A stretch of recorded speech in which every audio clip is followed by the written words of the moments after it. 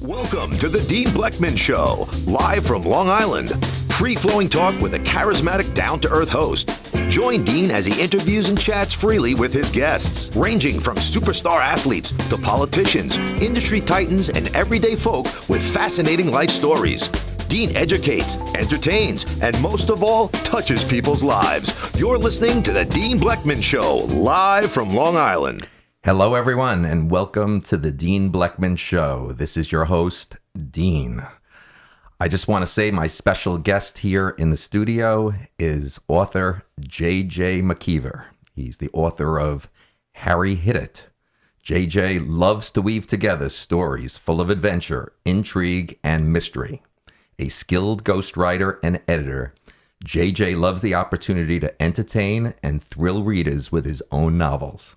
Harry Hit It added another dimension to the writing process, as Mr. McKeever was very conscious of the fact that he was matching wits with everyone who reads the book, creating a story that entertains and keeps the reader on the edge of her or his seat while they figure out the mystery of where Harry stashed his loot was fun and challenging. JJ's first book was published in 2003 and titled Common Sense for Today's America. It was a collection of essays from his popular blog offering commentary on government, politics, family, education, religion, etc. Anything that caught his attention on any given day. JJ lives in New Jersey and enjoys helping other writers with their work in both fiction and nonfiction. He is working on the next Harry book. JJ, welcome to the Dean Blechman Show. Hi, thanks for having me here. You bet. I know you came a long way. I really appreciate it. As the bird flies, New Jersey isn't far, but as you know, the roads make it interesting. Absolutely. Absolutely. I know that I think you said earlier that you've been out this way many years ago. I started my career after college with the Boy Scouts. I worked in Suffolk County Council, so yeah, I'm familiar with this area. I've lived out here for 3 years. A lot of growth. Oh, yeah. A lot of growth. Let me introduce you to someone very important to me and to the show. This is Anthony Lacaze. He's a senior correspondent and handles all the technical and sound issues with the show. Anthony. How's it going, JJ? Thank you so much for coming out. We appreciate it. Doing good. Nice to meet everyone. It's been very nice hospitality here. Thanks. You know, before we get into your background and obviously the book, Harry Hit It, I've got to just share, I'm still recovering from the weekend. My wife and I and my family, we just celebrated a very great occasion of the wedding of my nephew out in Colorado and his lovely wife, and just a great occasion. And I had to leave on this past Friday. We had to fly into Denver, and our final destination was Steamboat, Colorado. I don't know if you, JJ, have had flying experience or have spent any time in Colorado before I share my experience this weekend. Have you? I've been out there a few times. Yeah, it's a beautiful state. How about you, Anthony? I've actually never been to Colorado, but I would love to go. Everyone seems to say the same thing, that it's beautiful. Well, I'm still recovering, not from the wedding, but just from the altitude that to fly in on a Friday. You know, everybody tells you before, we're not talking about staying in Denver. We're talking about, we ended up in Steamboat. I've experienced Aspen, Breckenridge, Vail. But, you know, people always tell you, make sure a couple of days before you head to Colorado, and especially high in the mountains, drink gallons and gallons of water before you get out there. And then when you get out there, you have to keep drinking gallons of water. Why is that? It's going to help you with the altitude. Really? Yeah. It affects you that much. It affects you that much when you're really high up there in the mountains. Aspen probably even higher, much higher than where we were in Steamboat Springs. Wow. But so what someone doesn't tell you is how to deal with sleep deprivation when you're out there just on a weekend. That I drank so many gallons of water before departing on my flight on Friday. And then, through the weekend, the 2 nights were there that you're drinking so much water that I got no sleep because I'm up I'm up every single half hour 10 times through the night having to go to the bathroom. So I wasn't sure whether You got to bring Flomax with you next time you go out there. I wasn't even sure whether we were going to even get to this occasion of even doing this because of how tired I was heading back. But it was, you even have family members. I get there on Friday, and then Friday night, first thing in the morning, Saturday, you've got family members asking me, how do you feel? You want to go hiking? You want to go bike riding? I need to get some sleep. That's what I need to get, especially with the great wedding that took place. A rehearsal dinner on Friday night that my brother Neil hosted, and the beautiful wedding that was on Saturday. That I needed my rest. And I'll never forget, also, besides what you went through with having to drink so much water, Anthony, I just want to, before we get started with JJ a little bit more, I think you're going to appreciate this. And I don't know if JJ heard my mom's show, the first show, but here we were at my nephew Mark and his lovely bride Bryn's wedding. And my mother was the first show of my own show, the Dean Blechman show, launched. Mm-hmm. That how often do you see 89-year-old guests at a wedding? My mom has a walker, and she's pushing the walker, 3 hours into the wedding, pushing the walker up to the dance floor. And next thing you do is you hear the band singing and playing the hora, Hava Nagila. And next thing you know, you see family and guests lifting her up on this this sitting walker. Wow. My 89-year-old mother, just remarkable. Amazing. I saw the video. Shash showed me she was walking down the aisle, and she had Keith on one side, and I think Neil maybe was on the other. But even that I thought was incredible. 89, walking. I mean, she looked great. Yeah. Just God bless her. She's doing super. So that's great. JJ, if you haven't listened to that show, that's a great show about my mom. I will. I listened to some. I didn't go back to your first. Okay, so just a great weekend. And once again, congratulations, a mazel tov to my nephew Mark, his bride Bryn, and lots of good health and happy years ahead of you. So getting back to our special featured guest today, J.J. McKeever, author of Harry Hit It. One thing, once again, that's unique about the Dean Blechman Show is all industries, all people. I look forward to, a lot of people have an opportunity with my show to launch their businesses, their products. Here we are with a author that very exciting book that we're going to talk about, Harry Hit It. And it gets giving J.J. and everybody that's involved an opportunity to really get their book and their message out there on the show. So, JJ, I wanted to just ask you, how did you become a writer? It's something I always wanted to do. I've always been a big reader, and throughout my career before this, I always did writing. And then, as happens to a lot of people, I was with a company who decided to close its doors, so I had to reinvent myself. As I was working at a startup company, not my own, but someone else's, I was doing a lot of writing and editing, and I saw the handwriting on the door of the startup, meaning it wasn't going to start up. So I branched out and started my own company. And I started writing and editing, mainly for business-type publications, websites.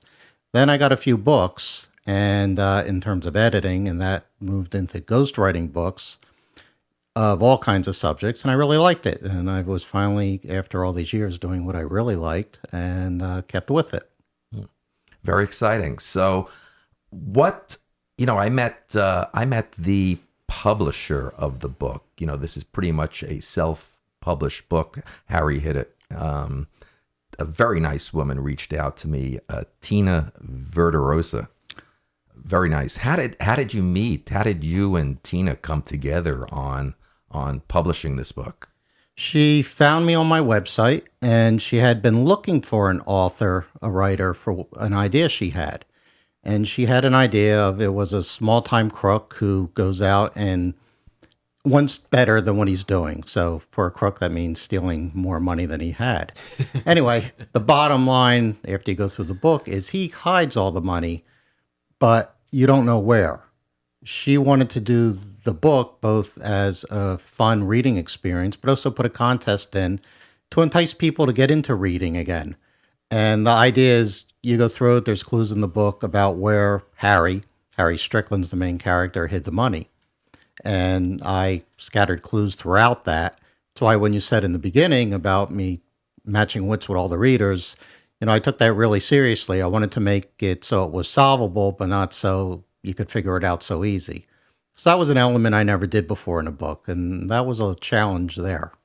So people can learn, the audience can learn more about Harry Hit It by going to harryhitit.com. Is that correct? That's correct. We have a website devoted to the book. It gives a little more information on the contest and the context of it. But the point I make to everyone, and from the reviews we get, is it's just a fun book to read. I set out to write a book I'd want to read.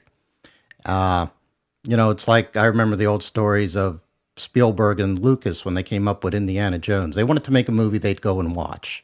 So they went and put one full of fun, adventure, action. And I actually approached Harry with the same thing. I've read an awful lot. I know what I like.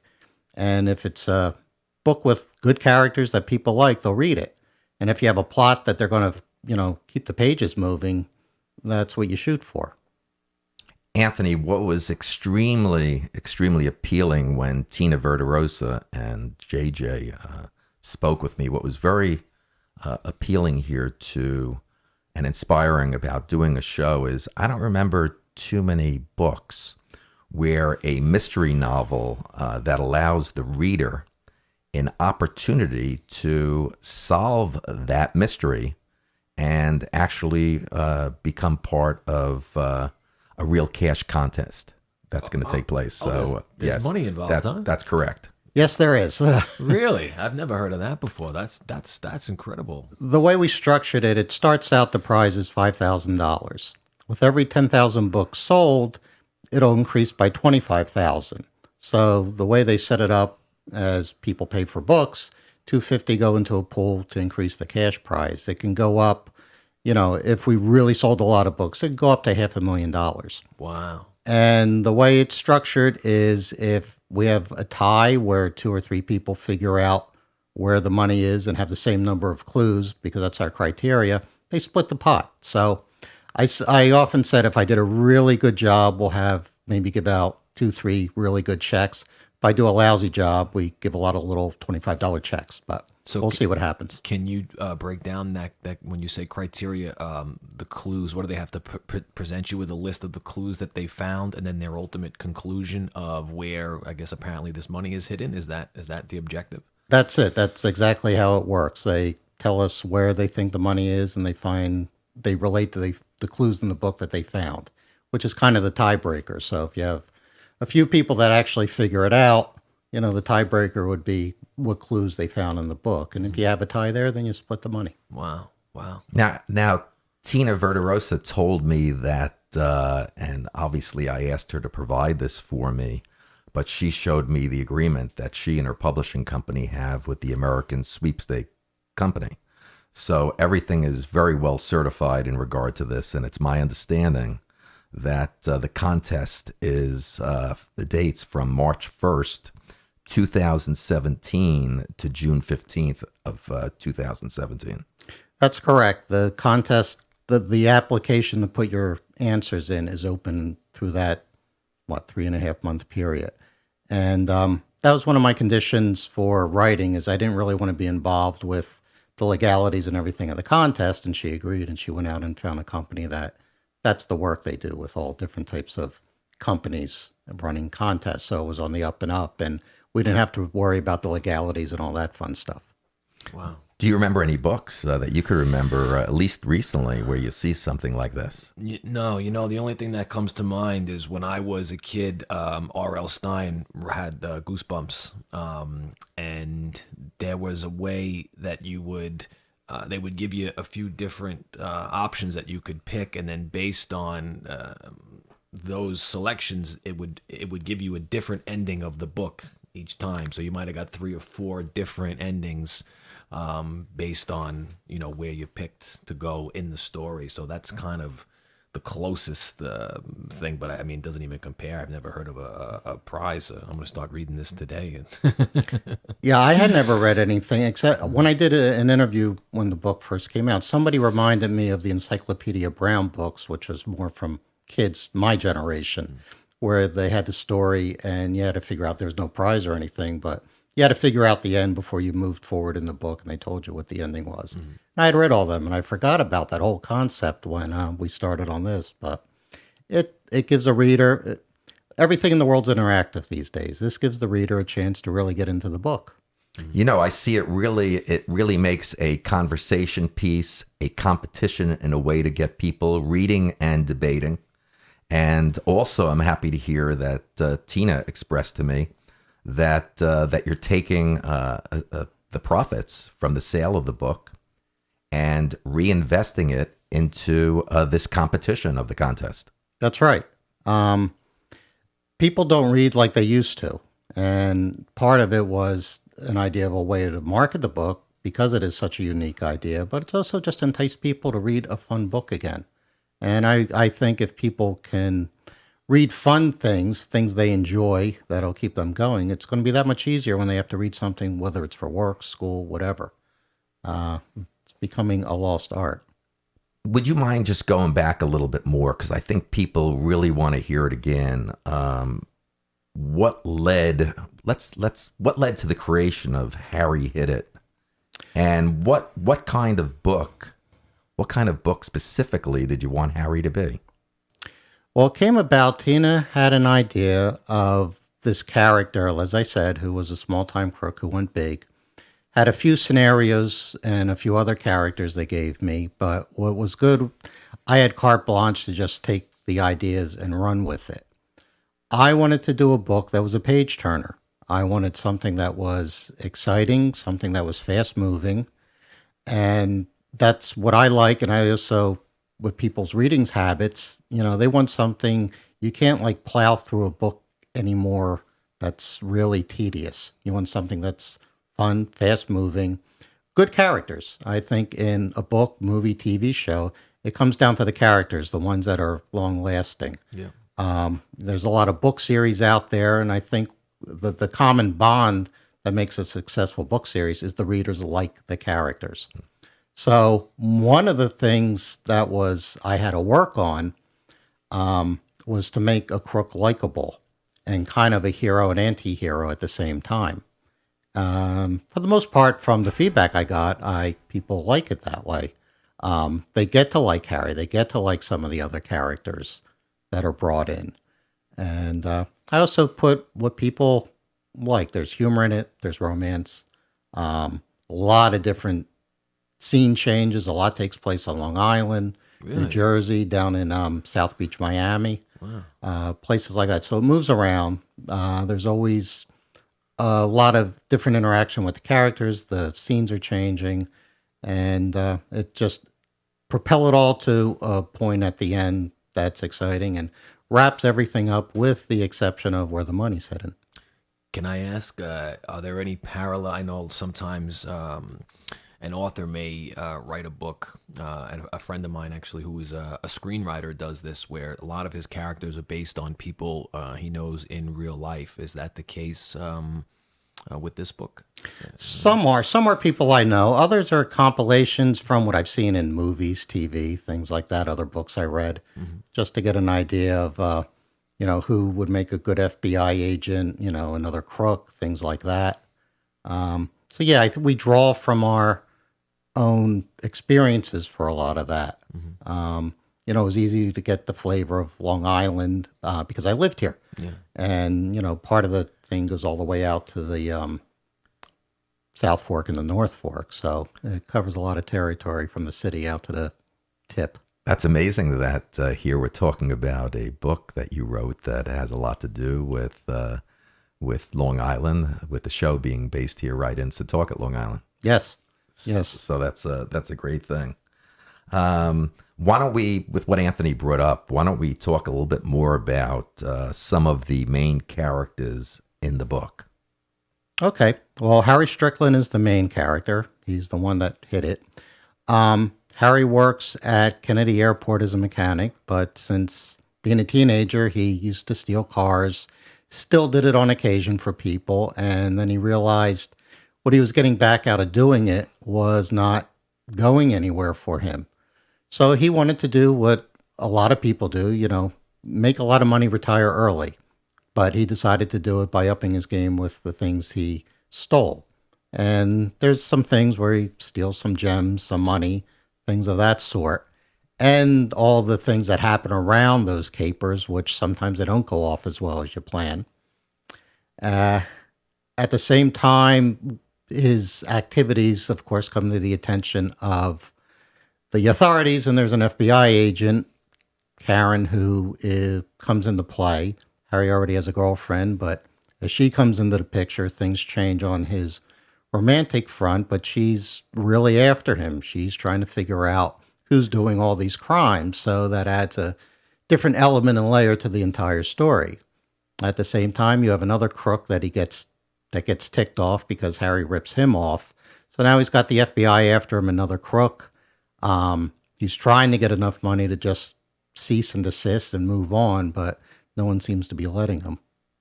Interesting. Anthony, do you know a few people that could be characters in this book? I thought of some on my own. I respectfully exercise my right to invoke the fifth. I'll tell you one thing. JJ's our second author. Brian McLaughlin was our first one. I think he was the third show.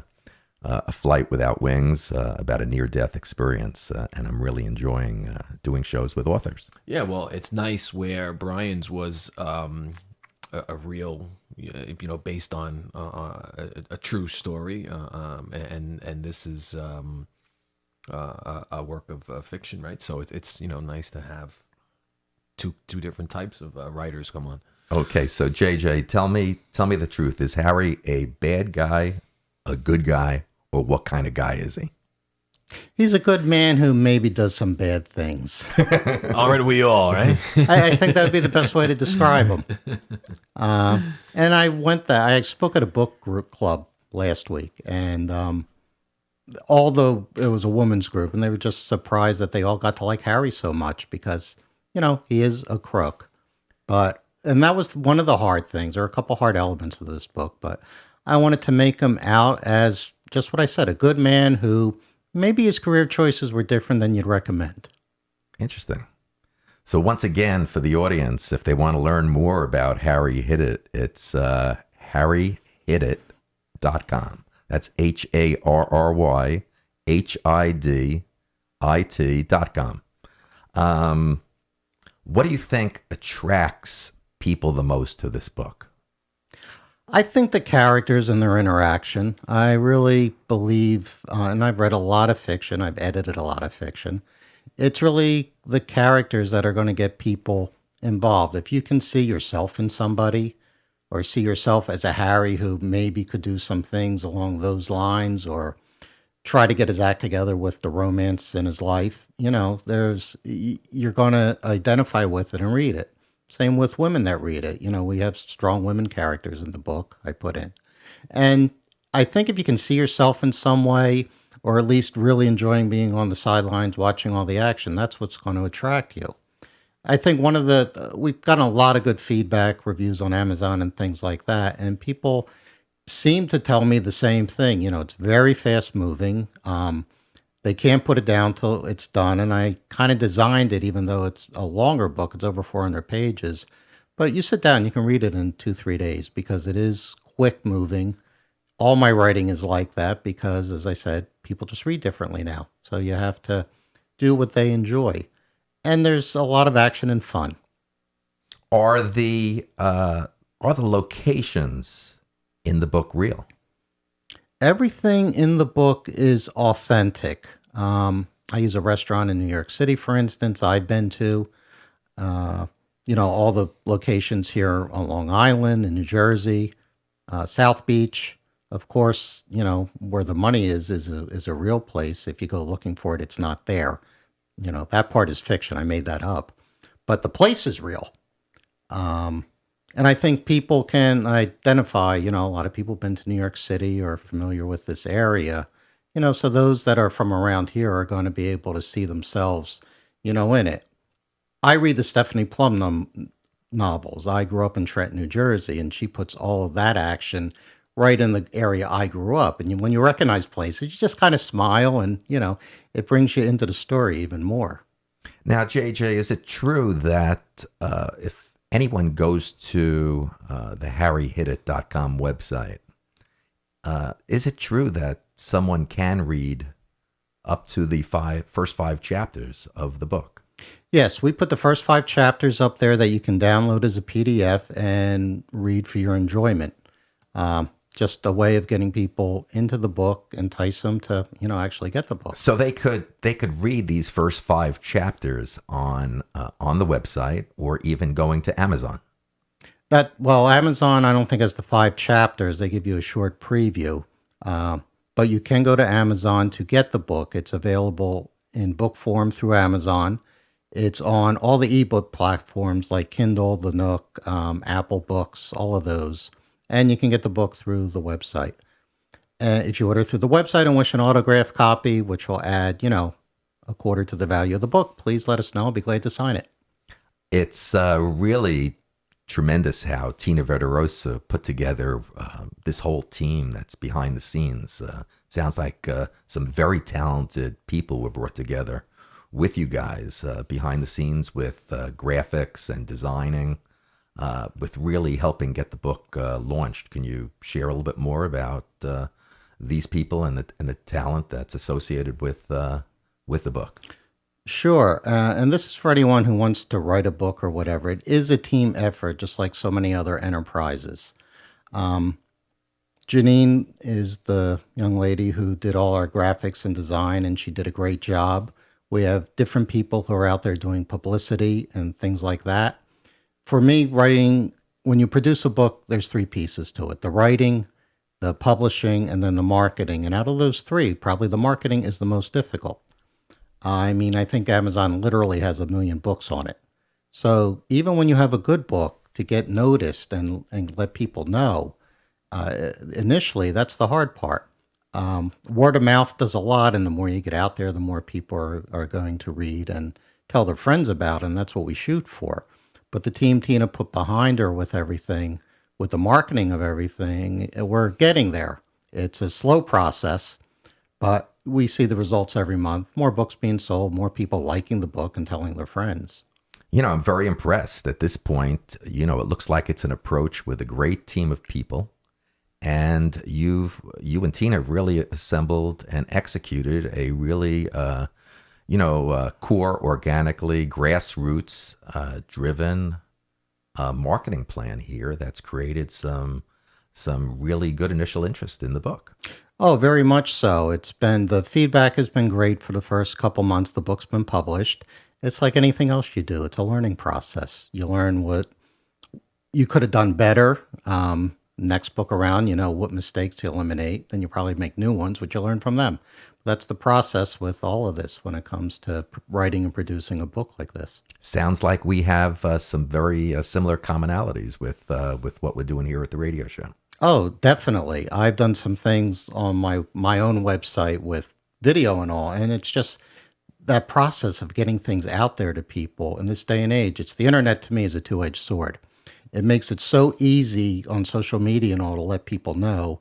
Unfortunately, there's about 10 other million people doing the same thing. So having people find you is the trick. It's that middle junction point that we all struggle and work with. I take it I hit a chord. Anthony, he's absolutely I'm going to let right. Anthony speak. He knows that for sure. No, you hit the nail right on the head, JJ. It's amazing that we have this technology, especially having social media platforms in today's day and age. But as you say, you're up against how many other writers that are promoting their books. I don't know, maybe how many other radio shows. When I was doing music, how many other musicians, people that are making products that have the next 5-hour energy or something. How many? So it's fine. It's almost I would say comes down to a bit of an art form when you take the technology and the marketing and trying to find how to effectively do it with the right strategy to bring consumers, if you will. Oh, definitely. I think the world's been turned upside down in both the music business and the publishing business. The people that have been there for a long time, I find, at least with publishing, they're trying to do things traditionally, but they've kind of lost track that it isn't traditional anymore. And some people adapt, and some people will find gems of books and be able to put them out there in spite of that. And it's hooking up with the right people to do so. Mm-hmm. Is being part of the contest connected with the book needed for people to enjoy this book? How important is the to be connected to the contest? Not at all. When I started this, my number one thing to do was to put a self-standing book out there that would be a really good book in addition to the contest. So other than knowing where the money is, people have told me they've read the book, they've enjoyed the book. Some will pursue the contest and read it 2 or 3 more times to, find the clues. Others just really enjoyed it as a book. And I knew the contest part, you didn't want it to be just a gimmick to pull people in to read a book that wasn't that good. So I went out and set out to put a book that I would be proud of, that we would be proud of as a team, and that people would enjoy. And we managed to do that very well. The contest, it's not a secondary aspect, but it's more like a side aspect to the whole thing. So the book isn't dependent on the contest. The contest is dependent on the book, of course, because you have to read it to figure it out. So we kind of had to straddle a line there. I wanted to ask you that question because I found it that way. I think the book's a great book, even without the contest. Thank you. And I enjoyed it. It was really good. What advice do you have for the young generation that's coming up now to pursue a career like you in authoring, writing, publishing? What advice do you have for the younger generation to get into this field? You have to have the passion and you have to want to write. In terms of my ghostwriting services I do for people, a lot of people I have a book in me, I want to write a book, but it takes work. I mean, you can have the idea, but to sit down and start typing away and figuring out plot or detail, or if it's a nonfiction book, all the research that goes into whatever you're doing, you have to have a real passion and enjoy writing. I also tell people you have to communicate with your audience because that's all writing is about, is communication. I edited it. It was a young gentleman in college, and he had a really nice little story, but I had to tell him, you're writing to impress people. Your writing is trying to impress people, because I had to look up words, and I have a very good vocabulary. I mean, I had no idea what he was saying. So he was showing how, but he had a good story. And I said, that's what drives the book, the story, not the words you use, the phrases and all. You could have the greatest book in the world, but if you don't understand it when you're reading it, why bother? Mm-hmm. So I have to ask you, in your lifetime, some of your favorite books of all time. Oh, okay. And authors. I think, the Hardy Boys started me out when I was about 10. Wow. To go back that far. Then there was an author named Alistair MacLean I started reading in high school. He did The Guns of Navarone and Where Eagles Dare and things like that. And then it progressed to people like Robert Ludlum, who had a lot of great novels in the 80s. Clive Cussler, who I still read. Wow. Robert B. Parker, who does the Spencer novels. Steve Berry he's got a lot of books out. I've only discovered him about 4 or 5 years ago. He's a really good writer. David Baladucci, I think I mispronounced his last name. He's got a lot of books. Best-selling author, just really good. And I guess they all have that thing in common I told you about before. Good characters, good plots, and you can't put the book down because you want to find out what happened at the end. Wow, those are some lineup of books and authors that JJ mentioned. How about you, Anthony? I love all of the Beat Generation writers. Jack Kerouac. Who was the one that J.T. Salinger, right? Was Catcher in the Rye. Yes, it was. Great book. So I like that generation of writers. What about you? Is that any of them, or is? No, I've read them and I enjoyed them. Oh, you do? I Okay. remember back in college, I read them. I read Tolkien back then and really got into it. I read according to my moods. I like fiction for escapism. I like people who can write good biographies or good histories. I'm kind of well-rounded that way. My interests change. What about history? You like reading history? Oh, I love history. I'm actually reading the book Hamilton right now that they Lin-Manuel based the play on, because I fell in love with the play and the music, and I realized Hamilton was the one founding father I never really read about. So now I'm reading the book it was based on. It's very good. Did you see the show? No, I think I have to wait till about 2022 to get tickets. If anybody would like to bribe me about where Harry hid it, I won't tell you, but you can give me tickets. Tickets to the show. You know, it was one of my favorite books was To Kill a Mockingbird. Oh, Great book. Yeah. I read that. It was also a great movie, but I read that book. I had to read that book in school, but then I read it a couple times after that. It is such a good story. She did a Classic, great classic. job. I'll never forget Gregory Peck in that movie. It was great. Oh, that was probably one of the better, book to movie things I've seen. I mean, they did a really good job on both. So what's your opinion? Book first, then movie, or movie and then the book? Actually, we had this discussion at this book club I was invited to. For the most part, I'm disappointed in the movies. Exceptions are To Kill a Mockingbird. Way back when, Jaws, I actually thought the movie was better great than movie. the book, and the book was good. But a lot of times I go to the movie or I see it on TV if it's an older one after having read the book. And, the thing with reading is what I do, you try to let people see what you see in your mind, but they're going to put their own interpretation on it. Yeah. So when you get to the movie, it's not always the same. The trilogy of Lord of the Rings. That's great. That's our past. Great one, books. great one. That was one where he, just visualized everything great. That's one of the exceptions, but for the most part, people don't do that. And that just might be because I wasn't on the same level as the producer and the director. I saw it different. Well, most people say, I would say probably 90%. We should run a poll on our social media and ask people, but I'm going to go on a limb and say most people always say the books are better than the movies, in my experience.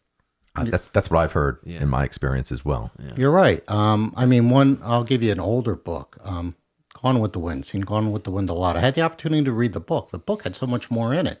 Mm-hmm.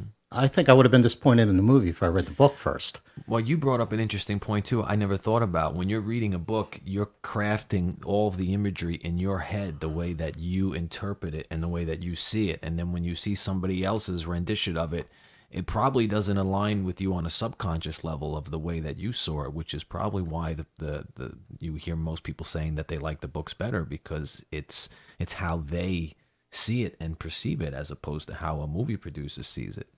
Right. With a book like Harry Hid It, the movie's running in my brain.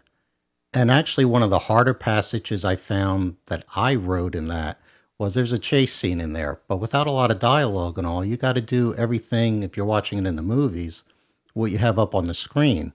And you want the people to get the same feeling of anticipation and fear and all that. And, a chase through, Long Island on the highways. And that was hard to write for me. I mean, I think it came out good, but I took a few shots at it before I thought the reader would be able to see what I did. Mm-hmm. Mm-hmm. Interesting. Are there going to be, JJ, are there going to be more books in the future about Harry Strickland? Yes. Harry, we are looking at this as a trilogy type of thing with separate contests for the other two books. But I left a couple of the characters open-ended at the end of this to bring them back together for the sequel. Or a different story with the same characters rather than sequel's probably not the right word, because the adventure, the plot and all be a little bit different, but, the characters that people are coming to like. In discussions with Tina, she's mentioned that there are plans for a lot of business entities and things to come out of this character. That's what we're looking for. We're looking at Harry as being a way to, he'll be his own brand, so to speak. It's an important part of whatever we do in the media world, whether it's writing, the radio, music, whatever, is getting your character or whatever out there for people to see and relate to. So, they see Harry, they're going to want to go buy the next book, for instance, because they know what to expect from it. I think that's where authors with successful book series, that's where it pays off because people like the characters so much that, they don't even care what the plot's going to be. They want to see more about what that character does. I know I'm like that as a reader, and sometimes you get an author, okay, you can't hit a home run all the time, so maybe sometimes they only hit a triple. But it's still a good book, and you like the characters, and then you will still go and buy the next one because you want to see what's going to happen in their lives. They become a part of you. If anyone wants to become part of the Harry Hit It brand in the future, I know they're looking for people to get involved and investors. And if anyone wants to reach this very nice lady that I've gotten to know, Tina Verderosa, that's Tina Verderosa, and Tina can be reached at the email address MISSTINAVROSA@hotmail.com. There's also a contact sheet on the Harry Hit It website where people can reach us through. So once again, it's very informative. The harryhitit.com. That is the only place basically that people can be informed on the book. Right. We spent a lot of time on the website and putting it together, but making it easy for people to look at, read, see what the concept of the contest about, who Harry's about. And as you said earlier, we offer the first 5 chapters free. And I think if you read the 5 chapters, you're going to read the rest of the book just to find out what happened. Yeah. I was curious to ask. I know before you mentioned about the book being available, obviously in print and then on Kindle and Nook, and myself being part of the millennial generation and essentially growing up with a lot of this technology, I still find them very old school, and I would much, much rather hold a real book in my hands. Even if you gave me a Kindle, or gave me a Nook, I was still, every time, would much rather hold the book. Do you feel that same way?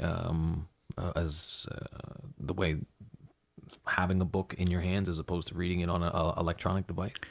I do, personally. The exception, the Kindle is great when you're traveling. You don't have to carry 2-3 books with you anymore. But a lot of people, it depends on their personal thing. I know people who would never get a Kindle. They like the book. I prefer the book to the electronic. But there's also people who used to be like that, and they swear by their Nook or Kindle, and Really? that's how they'll read. So you have to, cater to both. And the third way, because of the work I do, I actually listen to more books than I read these days, like the car rides, when I go out walking, exercising, whatever. So the Audible book, which we don't have this in Audible, but that is something we're looking at in the future for this and the future books because, we've had people tell us, oh, I'd love to read the book if it's an Audible. Because that's the third way that people are doing more and more in our busy lives. They'll put the headphones on when they're going places or doing other things, and they'll listen rather than read a book. That I will do. I've listened to quite a few books while driving or while working out. So, Anthony, you know what I see? The Harry Hit It book right away. After I read it, I see it being a terrific holiday gift or a birthday gift or some type of gift to give somebody. yeah, well, this holiday it'd be great because that only gives them a few months until March when they have to start submitting their clues, right? So, Well, that's right. I know a lot of people that, like for the holidays, they'll give people lottery scratch-off tickets. Well, give them a book instead. Yeah. They can read. They still have a chance to win money. How's that? It's that's terrific. That's really great. Anthony, anything else that you want to say before we bring this terrific show to a close? Not really. I'm just kind of fascinated by this whole concept here. I'm just curious about your roots as a writer, only because when I was younger, I used to love to write, and I remember my 10th grade English teacher, John Troisy, great man. He was very disappointed when he wanted me to become an English teacher as well, and was very disappointed when I chose to go a different direction. But I still love reading and writing, and I could see myself going down that path one day. I'm just curious about some of your earlier days as a writer, even before you became a writer. Did you know that you wanted to do that, or is that something that just kind of evolved on its own for you?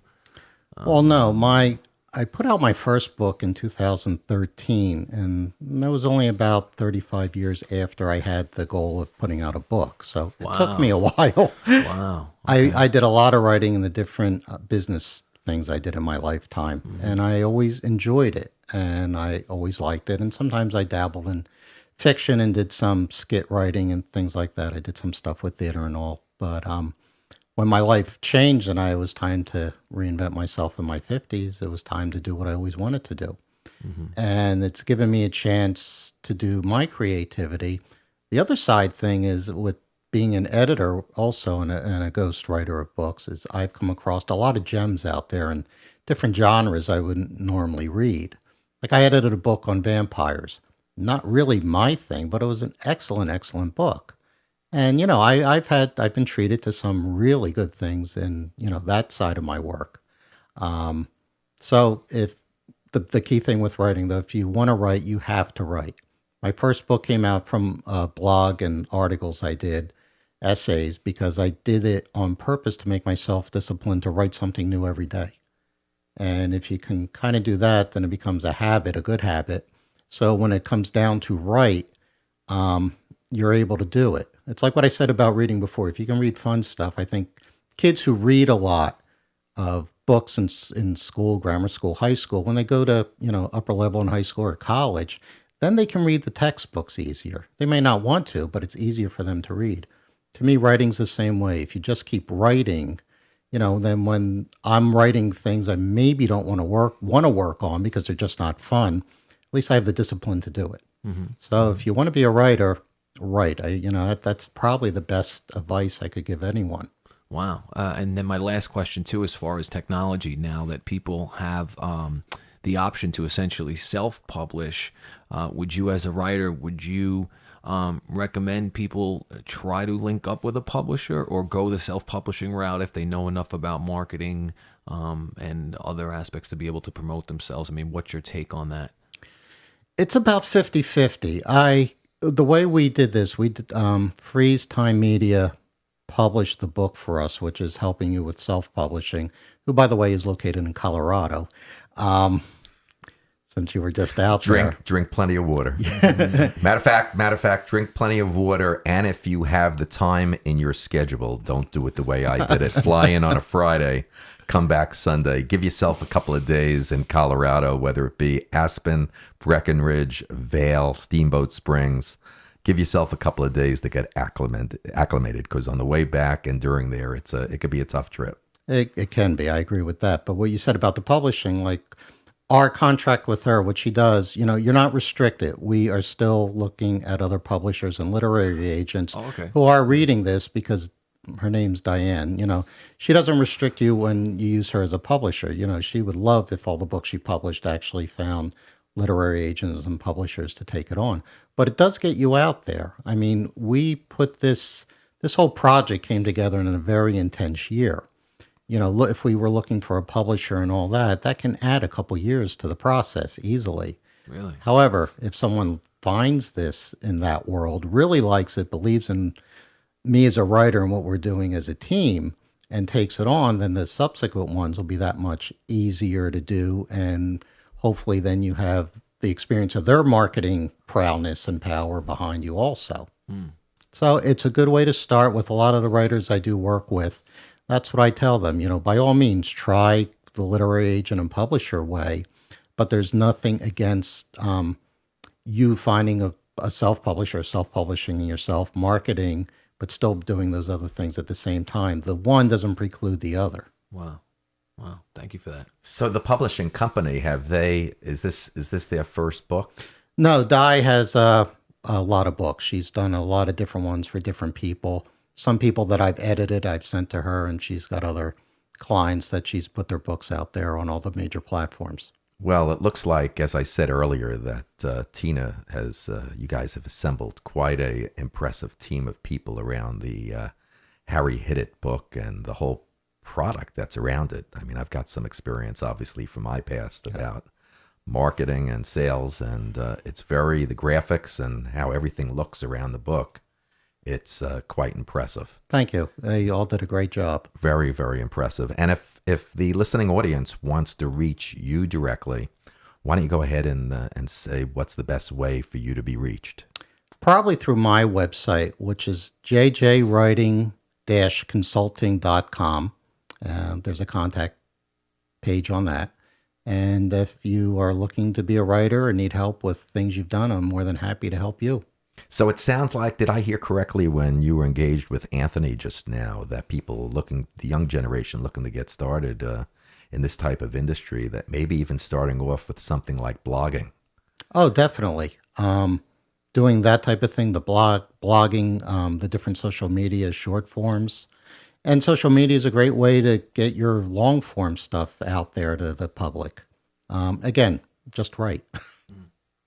Well, listen, it's been a pleasure to get to know you.